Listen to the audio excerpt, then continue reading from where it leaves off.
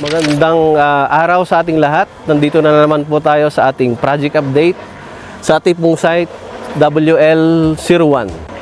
Nakikita nyo po sa ating likuran is finishing touches na lang po, no? Mga konting-konti na lang, finish line na tayo.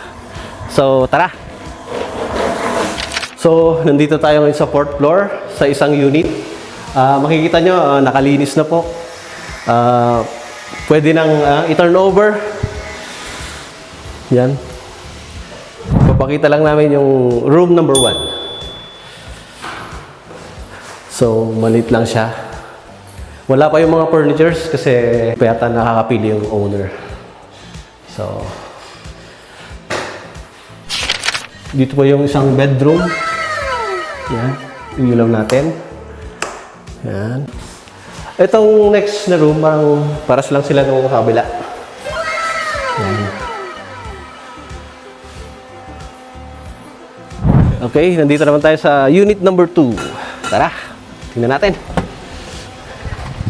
So, ito po yung bathroom. Ilaw natin.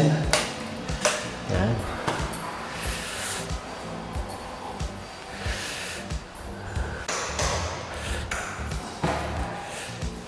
Dito tayo sa...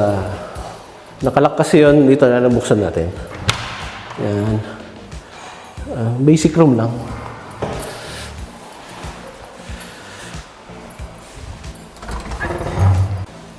Mas maluwag to. Kasi doon is 3 yung rooms, ito 2 lang. Nakita nyo po, ito yung unit number 2 natin. Tignan natin sa taas, yung function hall. Tara.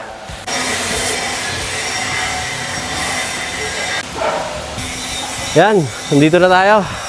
Tara. So ito po yung function hall, may mini kitchen. Tapos may ano rin po tayo dito. CR with shower. Yan. Ilaw natin para makita. Yan.